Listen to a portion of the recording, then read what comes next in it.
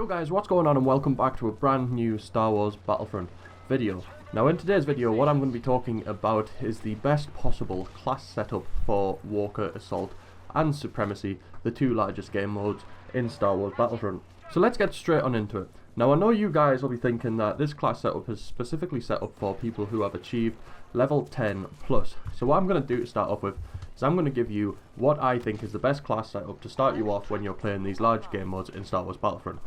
Now, the best class setup I can possibly think of when you first start playing Star Wars Battlefront is to use the star cards, the thermal detonator and the ion torpedo, along with whatever starting rifle you actually get, which I think is the E11 and the A280C. But we're going to start off with the star cards. Now, thermal detonator is going to serve you well in any game mode. Now, it's good because obviously it does a lot of damage in the small spaces. Now, on Supremacy and Walker Assault, the maps are pretty much the same, so there is a lot of indoor small spaces where the thermal detonator is going to serve you well and cause a large amount of damage to enemies which are in a confined space. So that is why it's really recommended to be one of the first star cards you actually use.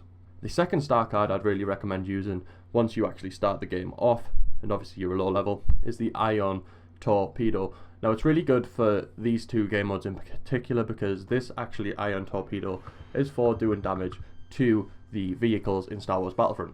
Now as you can imagine, on Walker Assault there is a lot of vehicles going around on these maps, and on Supremacy as well there's a lot of vehicles in the air going around that you do need to take out, otherwise they are going to get the upper hand in these game modes. And with it having a 15-second cooldown timer, you can imagine on Walker Assault when the shields go down on the walkers, it does a lot of damage to the walkers, and it's going to give your team the advantage if you are playing as the rebels, and obviously if you're playing as the Empire and the stormtroopers, it's going to give you a lot of advantage towards stationary weapons and the X-Wings, A-Wings and Snowspeeders going around in the air trying to take down your walkers.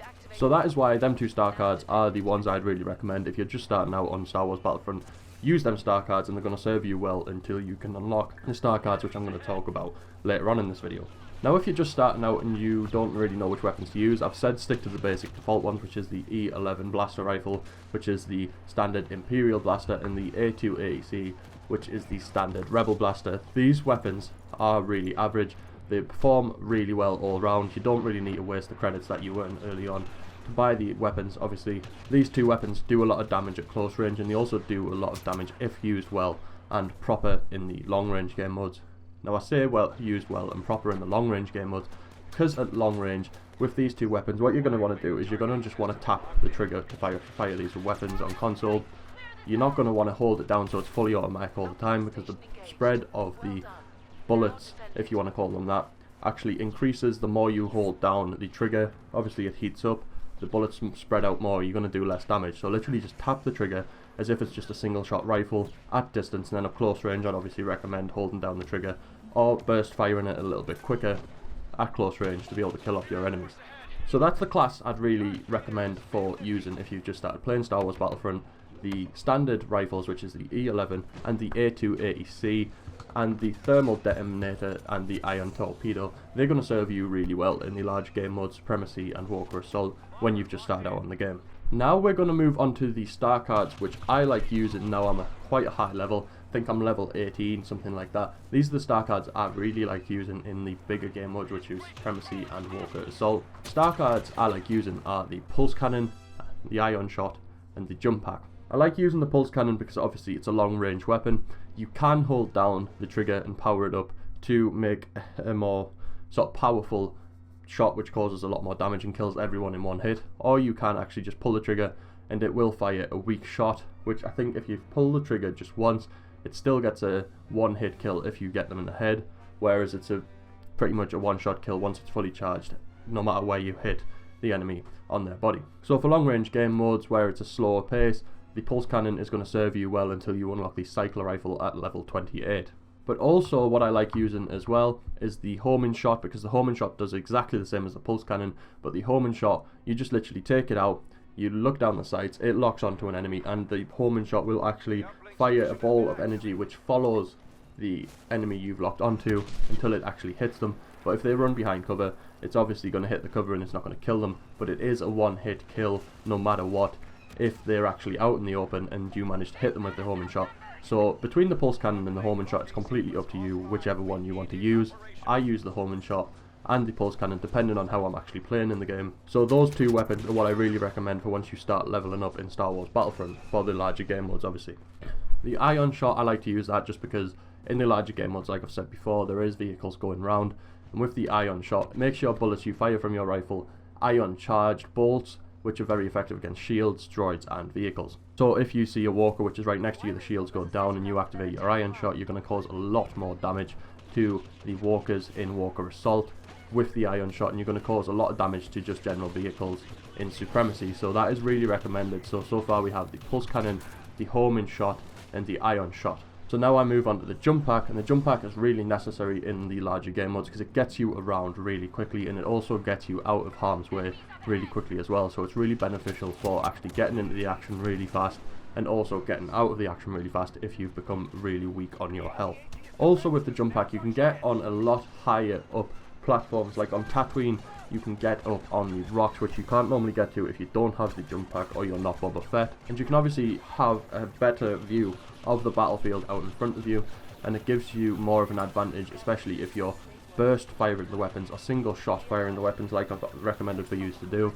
It's going to improve your accuracy and you're going to have a better view for your actual shots to hit, and no one's going to be able to really get away from you. And it seems like you can head glitch a lot more, so your head's just appearing above the rock and you have a good view of your target where they can only see your head. Obviously if they hit your head you're going to die a lot faster, but it is a lot harder to hit just a head sticking above a rock than it is for half a body sticking out from behind a rock lower down than you.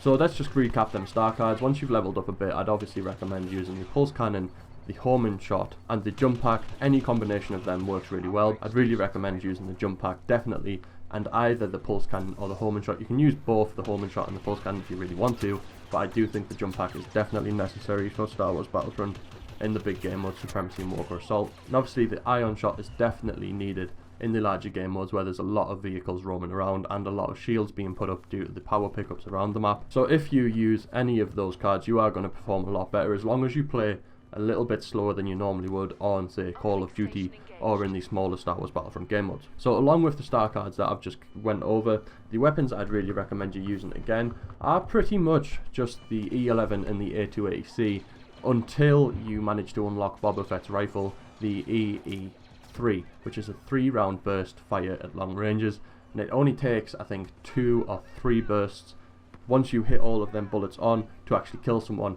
And if you have the Xbox One Elite controller or say a Scuff controller which has the trigger stops, you're going to be able to pull that trigger a lot faster than anyone else, or you might just have a general good trigger figure from playing a lot of first person shooter games over the years, and you're going to be able to rapidly hit them 3-round bursts out quicker than someone with the, say, the A280C is going to be able to fire their bullets at you. So weapons to use pretty much on any big game ones that I've found all round really useful are the A280C, the E11 and the EE3 once you unlock that at level 17 I think that is. But like I've said, if you use them weapons at long range, only burst fire them, don't fully automatic fire them, otherwise your bullet spread is a lot larger than it normally would be. If you burst fire them, it keeps your bullet spread quite narrow and it obviously stops your rifle overheating as quick, and it makes your shots a lot more accurate actually, guys.